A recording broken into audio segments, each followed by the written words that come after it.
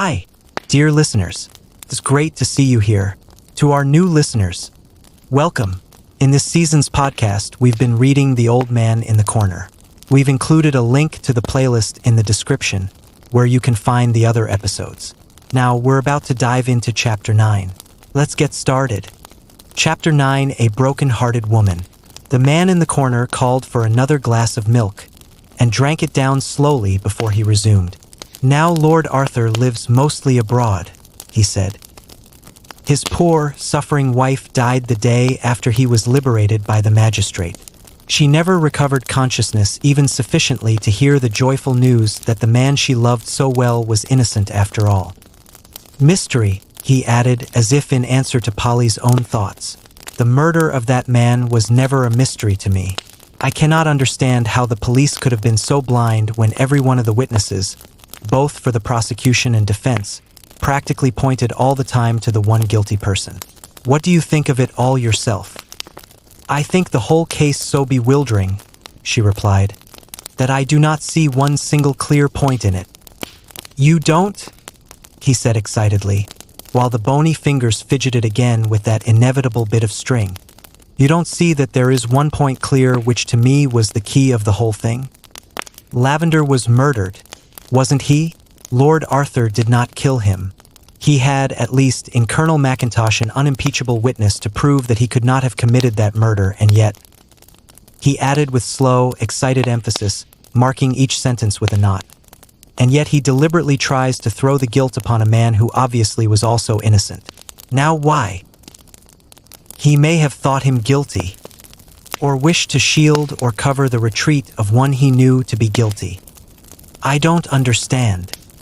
Think of someone, he said excitedly, someone whose desire would be as great as that of Lord Arthur to silence a scandal round that gentleman's name. Someone who, unknown perhaps to Lord Arthur, had overheard the same conversation which George Higgins related to the police and the magistrate. Someone who, whilst Chips was taking Lavender's card in to his master, had a few minutes' time wherein to make an assignation with Lavender, promising him money, no doubt, in exchange for the compromising bills. Surely you don't mean, gasped Polly. Point number 1, he interrupted quietly, utterly missed by the police. George Higgins in his deposition stated that at the most animated stage of Lavender's conversation with Lord Arthur, and when the bookmaker's tone of voice became loud and threatening, a voice from the top of the steps interrupted that conversation, saying, "Your tea is getting cold." Yes, but, she argued. Wait a moment, for there is point number 2. That voice was a lady's voice. Now, I did exactly what the police should have done, but did not do. I went to have a look from the racecourse side at those garden steps which to my mind are such important factors in the discovery of this crime. I found only about a dozen rather low steps. Anyone standing on the top must have heard every word Charles Lavender uttered the moment he raised his voice. Even then, very well you grant that, he said excitedly. Then there was the all-important point which, oddly enough, the prosecution never for a moment took into consideration. When Chips, the footman, first told Lavender that Lord Arthur could not see him, the bookmaker was terribly put out. Chips then goes to speak to his master. A few minutes elapse, and when the footman once again tells Lavender that his lordship won't see him, the latter says very well and seems to treat the matter with complete indifference. Obviously, therefore, something must have happened in between to alter the bookmaker's frame of mind. Well, what had happened? Think over all the evidence, and you will see that one thing only had occurred in the interval, namely Lady Arthur's advent into the room. In order to go into the smoking room, she must have crossed the hall. She must have seen Lavender. In that brief interval, she must have realized that the man was persistent, and therefore a living danger to her husband. Remember, women have done strange things. They are a far greater puzzle to the student of human nature than the sterner, less complex sex has ever been. As I argued before, as the police should have argued all along, why did Lord Arthur deliberately accuse an innocent man of murder if not to shield the guilty one? Remember, Lady Arthur may have been discovered. The man, George Higgins, may have caught sight of her before she had time to make good her retreat. His attention, as well as that of the constables, had to be diverted. Lord Arthur acted on the blind impulse of saving his wife at any cost. She may have been met by Colonel McIntosh, argued Polly. Perhaps she was, he said. Who knows? The gallant colonel had to swear to his friend's innocence. He could do that in all conscience. After that, his duty was accomplished. No innocent man was suffering for the guilty. The knife which had belonged to Lord Arthur would always save George Higgins. For a time it had pointed to the husband, fortunately never to the wife. Poor thing, she died probably of a broken heart, but women, when they love, think only of one object on earth, the one who is beloved. To me, the whole thing was clear from the very first. When I read the account of the murder, the knife. Stabbing? Bah! Don't I know enough of English crime not to be certain at once that no Englishman, be he ruffian from the gutter or be he Duke's son, ever stabs his victim in the back. Italians, French, Spaniards do it, if you will, and women of most nations. An Englishman's instinct is to strike and not to stab. George Higgins or Lord Arthur Skelmerton would have knocked their victim down. The woman only would lie in wait till the enemy's back was turned. She knows her weakness, and she does not mean to miss. Think it over. There is not one flaw in my argument, but the police never thought the matter out. Perhaps in this case it was as well. He had gone and left Miss Polly Burton still staring at the photograph of a pretty, gentle-looking woman, with a decided, willful curve round the mouth and a strange, unaccountable look in the large, pathetic eyes. And the little journalist felt quite thankful that in this case the murder of Charles Lavender the bookmaker, cowardly, wicked as it was, had remained a mystery to the police and the public. What a tragedy! Love always makes people err, don't you think? Let's move on to Chapter 10. You've surely heard of many mysterious cases involving the railway. What kind of challenge will the old man present to Miss Polly this time? Chapter 10: The Mysterious Death on the Underground Railway. It was all very well for Mr. Richard Frobisher, of the London Mail, to cut up rough about it. Polly did not altogether blame him. She liked him all the better for that frank outburst of manlike ill-temper which, after all said and done, was only a very flattering form of masculine jealousy. Moreover, Polly distinctly felt guilty about the whole thing. She had promised to meet Dickie, that is Mr. Richard Frobisher, at 2 o'clock sharp outside the Palace Theatre, because she wanted to go to a Maud Allan matinee, and because he naturally wished to go with her.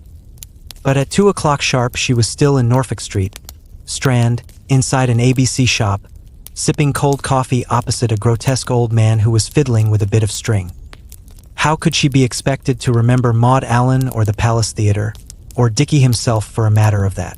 The man in the corner had begun to talk of that mysterious death on the Underground Railway, and Polly had lost count of time, of place, and circumstance. She had gone to lunch quite early, for she was looking forward to the matinee at the Palace. The old scarecrow was sitting in his accustomed place when she came into the ABC shop, but he had made no remark all the time that the young girl was munching her scone and butter. She was just busy thinking how rude he was not even to have said "good morning," when an abrupt remark from him caused her to look up. "Will you be good enough," he said suddenly, "to give me a description of the man who sat next to you just now, while you were having your cup of coffee and scone?" Involuntarily Polly turned her head towards the distant door, through which a man in a light overcoat was even now quickly passing. That man had certainly sat at the next table to hers, when she first sat down to her coffee and scone. He had finished his luncheon, whatever it was, moment ago, had paid at the desk and gone out. The incident did not appear to Polly as being of the slightest consequence. Therefore she did not reply to the rude old man, but shrugged her shoulders and called to the waitress to bring her bill. "Do you know if he was tall or short, dark or fair?" continued the man in the corner, seemingly not the least disconcerted by the young girl's indifference. "Can you tell me at all what he was like?" "Of course I can," rejoined Polly impatiently, "but I don't see that my description of one of the customers of an ABC shop can have the slightest importance." He was silent for a minute, while his nervous fingers fumbled about in his capacious pockets in search of the inevitable piece of string. When he had found this necessary adjunct to thought, he viewed the young girl again through his half-closed lids, and added maliciously, "But supposing it were of paramount importance that you should give an accurate description of a man who sat next to you for half an hour today, how would you proceed?" I should say that he was of medium height. 5'8", 9, or 10, he interrupted quietly. How can one tell to an inch or two? Rejoined Polly crossly. He was between colors. What's that? He inquired blandly.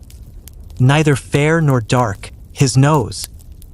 Well, what was his nose like? Will you sketch it? I am not an artist. His nose was fairly straight. His eyes were neither dark nor light. His hair had the same striking peculiarity. He was neither short nor tall. His nose was neither aquiline nor snub. He recapitulated sarcastically. No, she retorted. He was just ordinary looking. Would you know him again, say tomorrow, and among a number of other men who were neither tall nor short, dark nor fair, aquiline nor snub-nosed, etc.? I don't know. I might. He was certainly not striking enough to be specially remembered. Exactly, he said, while he leant forward excitedly. For all the world like a jack-in-the-box let loose. Precisely. And you are a journalist, call yourself one at least, and it should be part of your business to notice and describe people. I don't mean only the wonderful personage with the clear Saxon features, the fine blue eyes, the noble brow and classic face, but the ordinary person, the person who represents 90 out of every 100 of his own kind, the average Englishman, say, of the middle classes, who is neither very tall nor very short, who wears a mustache which is neither fair nor dark, but which masks his mouth, and a top hat which hides the shape of his head and brow, a man, in fact, who dresses like hundreds of his fellow creatures, moves like them, speaks like them, has no peculiarity. Try to describe him, to recognize him, say a week hence, among his other 89 doubles. Worse still, to swear his life away, if he happened to be implicated in some crime, wherein your recognition of him would place the halter round his neck. Try that, I say, and having utterly failed you will more readily understand how one of the greatest scoundrels unhung is still at large, and why the mystery on the Underground Railway was never cleared up. I think it was the only time in my life that I was seriously tempted to give the police the benefit of my own views upon the matter. You see, though I admire the brute for his cleverness, I did not see that his being unpunished could possibly benefit anyone. In these days of tubes and motor traction of all kinds, the old-fashioned best, cheapest, and quickest route to City and West End is often deserted, and the good old metropolitan railway carriages cannot at any time be said to be overcrowded. Anyway, when that particular train steamed into Aldgate at about 4 p.m. on March 18th last, the first-class carriages were all but empty. The guard marched up and down the platform looking into all the carriages to see if anyone had left a halfpenny evening paper behind for him, and opening the door of one of the first-class compartments, he noticed a lady sitting in the further corner, with her head turned away towards the window, evidently oblivious of the fact that on this line Aldgate is the terminal station. "Where are you for, lady?" he said. The lady did not move, and the guard stepped into the carriage, thinking that perhaps the lady was asleep. He touched her arm lightly and looked into her face. In his own poetic language, he was struck all of a pity. In the glassy eyes, the ashen color of the cheeks, the rigidity of the head, there was the unmistakable look of death. Hastily the guard, having carefully locked the carriage door, summoned a couple of porters, and sent one of them off to the police station, and the other in search of the station master. Fortunately, at this time of day, the up platform is not very crowded, all the traffic tending westward in the afternoon. It was only when an inspector and 2 police constables, accompanied by a detective in plain clothes and a medical officer, appeared upon the scene and stood round a first-class railway compartment, that a few idlers realized that something unusual had occurred and crowded round, eager and curious. Thus it was that the later editions of the evening papers, under the sensational heading, "Mysterious Suicide on the Underground Railway," had already an account of the extraordinary event. The medical officer had very soon come to the decision that the guard had not been mistaken, and that life was indeed extinct. The lady was young, and must have been very pretty before the look of fright and horror had so terribly distorted her features. She was very elegantly dressed, and the more frivolous papers were able to give their feminine readers a detailed account of the unfortunate woman's gown, her shoes, hat, and gloves. It appears that one of the latter, the one on the right hand, was partly off, leaving the thumb and wrist bare. That hand held a small satchel, which the police opened, with a view to the possible identification of the deceased, but which was found to contain only a little loose silver, some smelling salts, and a small empty bottle, which was handed over to the medical officer for purposes of analysis. It was the presence of that small bottle which had caused the report to circulate freely that the mysterious case on the Underground Railway was one of suicide. Certain it was that neither about the lady's person, nor in the appearance of the railway carriage, was there the slightest sign of struggle or even of resistance. Only the look in the poor woman's eyes spoke of sudden terror, of the rapid vision of an unexpected and violent death, which probably only lasted an infinitesimal fraction of a second, but which had left its indelible mark upon the face, otherwise so placid and so still. The body of the deceased was conveyed to the mortuary. So far, of course, not a soul had been able to identify her or to throw the slightest light upon the mystery which hung around her death. Against that, quite a crowd of idlers, genuinely interested or not, obtained admission to view the body, on the pretext of having lost or mislaid a relative or a friend. At about 8:30 p.m. a young man, very well dressed, drove up to the station in a hansom and sent in his card to the superintendent. It was Mr. Hazeldine, shipping agent of 11 Crown Lane, EC, and number 19, Addison Row, Kensington. The young man looked in a pitiable state of mental distress. His hand clutched nervously a copy of the St. James's Gazette, which contained the fatal news. He said very little to the superintendent except that a person who was very dear to him had not returned home that evening. He had not felt really anxious until half an hour ago, when suddenly he thought of looking at his paper. The description of the deceased lady, though vague, had terribly alarmed him. He had jumped into a hansom, and now begged permission to view the body, in order that his worst fears might be allayed. "You know what followed, of course?" continued the man in the corner. The grief of the young man was truly pitiable. In the woman lying there in a public mortuary before him, Mr. Hazeldine had recognized his wife. "I am waxing melodramatic," said the man in the corner, who looked up at Polly with a mild and gentle smile, while his nervous fingers vainly endeavored to add another knot on the scrappy bit of string with which he was continually playing. "And I fear that the whole story savors of the penny novelette, but you must admit, and no doubt you remember, that it was an intensely pathetic and truly dramatic moment. The unfortunate young husband of the deceased lady was not much worried with questions that night. As a matter of fact, he was not in a fit condition to make any coherent statement. It was at the coroner's inquest on the following day that certain facts came to light, which for the time being seemed to clear up the mystery surrounding Mrs. Hazeldine's death, only to plunge that same mystery, later on, into denser gloom than before. The first witness at the inquest was, of course, Mr. Hazeldine himself. I think everyone's sympathy went out to the young man as he stood before the coroner and tried to throw what light he could upon the mystery. He was well dressed, as he had been the day before, but he looked terribly ill and worried, and no doubt the fact that he had not shaved gave his face a careworn and neglected air. It appears that he and the deceased had been married some 6 years or so, and that they had always been happy in their married life. They had no children. Mrs. Hazeldine seemed to enjoy the best of health till lately, when she had had a slight attack of influenza, in which Dr. Arthur Jones had attended her. The doctor was present at this moment, and would no doubt explain to the coroner and the jury whether he thought that Mrs. Hazeldine had the slightest tendency to heart disease, which might have had a sudden and fatal ending.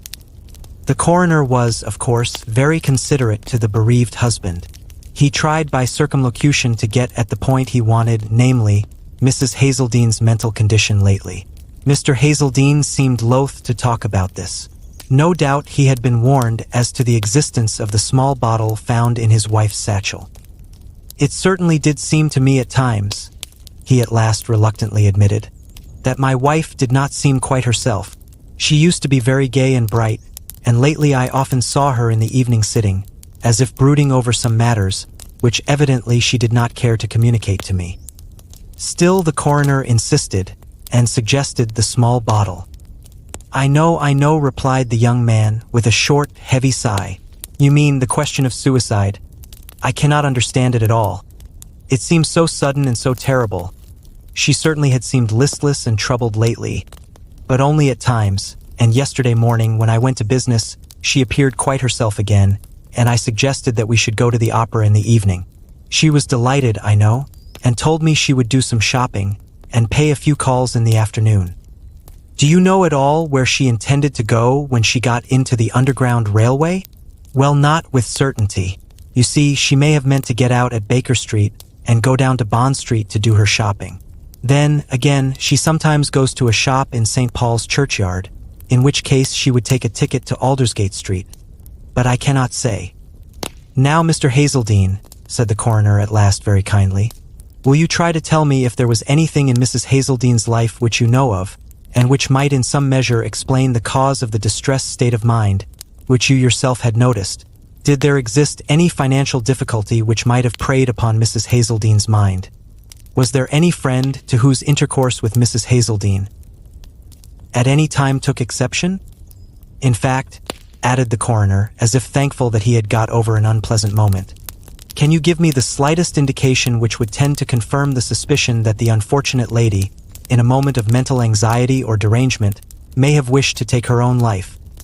There was silence in the court for a few moments. Mr. Hazeldine seemed to everyone there present to be laboring under some terrible moral doubt.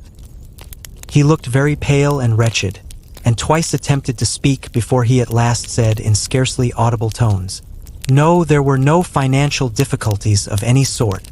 My wife had an independent fortune of her own. She had no extravagant tastes." "Nor any friend you at any time objected to?" insisted the coroner. "Nor any friend I at any time objected to," stammered the unfortunate young man, evidently speaking with an effort. "I was present at the inquest," resumed the man in the corner, after he had drunk a glass of milk and ordered another, "and I can assure you that the most obtuse person there plainly realized that Mr. Hazeldine was telling a lie. It was pretty plain to the meanest intelligence that the unfortunate lady had not fallen into a state of morbid dejection for nothing, and that perhaps there existed a third person who could throw more light on her strange and sudden death than the unhappy, bereaved young widower. That the death was more mysterious even than it had at first appeared became very soon apparent. You read the case at the time, no doubt, and must remember the excitement in the public mind caused by the evidence of the two doctors. Dr. Arthur Jones, the lady's usual medical man, who had attended her in a last very slight illness, and who had seen her in a professional capacity fairly recently, declared most emphatically that Mrs. Hazeldine suffered from no organic complaint which could possibly have been the cause of sudden death. Moreover, he had assisted Mr. Andrew Thornton, the district medical officer, in making a post-mortem examination, and together they had come to the conclusion that death was due to the action of prussic acid, which had caused instantaneous failure of the heart, but how the drug had been administered neither he nor his colleague were at present able to state. Do I understand, then, Dr. Jones, that the deceased died, poisoned with prussic acid? Such is my opinion, replied the doctor. Did the bottle found in her satchel contain prussic acid? It had contained some at one time, certainly. In your opinion, then, the lady caused her own death by taking a dose of that drug? Pardon me, I never suggested such a thing. The lady died poisoned by the drug, but how the drug was administered we cannot say. By injection of some sort, certainly. The drug certainly was not swallowed. There was not a vestige of it in the stomach. Yes, added the doctor in reply to another question from the coroner, death had probably followed the injection in this case almost immediately, say within a couple of minutes or perhaps 3. It was quite possible that the body would not have more than one quick and sudden convulsion, perhaps not that. Death in such cases is absolutely sudden and crushing. I don't think that at the time anyone in the room realized how important the doctor's statement was, a statement which, by the way, was confirmed in all its details by the district medical officer who had conducted the post-mortem. Mrs. Hazeldine had died suddenly from an injection of prussic acid, administered no one knew how or when. She had been traveling in a first-class railway carriage in a busy time of the day. That young and elegant woman must have had singular nerve and coolness to go through the process of a self-inflicted injection of a deadly poison in the presence of perhaps 2 or 3 other persons. Mind you, when I say that no one there realized the importance of the doctor's statement at that moment, I am wrong. There were 3 persons who fully understood at once the gravity of the situation and the astounding development which the case was beginning to assume. Of course, I should have put myself out of the question, added the weird old man, with that inimitable self-conceit peculiar to himself. I guessed then and there in a moment where the police were going wrong, and where they would go on going wrong until the mysterious death on the Underground Railway had sunk into oblivion, together with the other cases which they mismanage from time to time. I said there were 3 persons who understood the gravity of the 2 doctors' statements. The other 2 were, firstly, the detective who had originally examined the railway carriage, a young man of energy and plenty of misguided intelligence. The other was Mr. Hazeldine. At this point, the interesting element of the whole story was first introduced into the proceedings, and this was done through the humble channel of Emma Funnel, Mrs. Hazeldine's maid, who, as far as was known then, was the last person who had seen the unfortunate lady alive and had spoken to her. Mrs. Hazeldine lunched at home, explained Emma, who was shy and spoke almost in a whisper. She seemed well and cheerful. She went out at about 3:30 and told me she was going to Spence's in St. Paul's churchyard to try on her new tailor-made gown. Mrs. Hazeldine had meant to go there in the morning, but was prevented as Mr. Errington called. Mr. Errington? Asked the coroner casually. Who is Mr. Errington? But this Emma found difficult to explain. Mr. Errington was Mr. Errington, that's all. Mr. Errington was a friend of the family. He lived in a flat in the Albert Mansions. He very often came to Addison Row and generally stayed late. Pressed still further with questions, Emma at last stated that latterly Mrs. Hazeldine had been to the theater several times with Mr. Errington, and that on those nights the master looked very gloomy and was very cross. Recalled, the young widower was strangely reticent. He gave forth his answers very grudgingly, and the coroner was evidently absolutely satisfied with himself at the marvelous way in which, after a quarter of an hour of firm yet very kind questionings, he had elicited from the witness what information he wanted. Mr. Errington was a friend of his wife. He was a gentleman of means, and seemed to have a great deal of time at his command. He himself did not particularly care about Mr. Errington, but he certainly had never made any observations to his wife on the subject. "But who is Mr. Errington?" repeated the coroner once more. "What does he do? What is his business or profession?" "He has no business or profession." "What is his occupation, then?" "He has no special occupation. He has ample private means. But he has a great and very absorbing hobby." "What is that?" "He spends all his time in chemical experiments, and is, I believe, as an amateur, a very distinguished toxicologist." "Mr. Errington, a toxicologist. Who is he? What's his connection to the mysterious railway murder? Did he know the victim? Do you have many questions as well? Tomorrow we'll dive deeper into the case. Don't forget to tune in on time tomorrow. See you soon."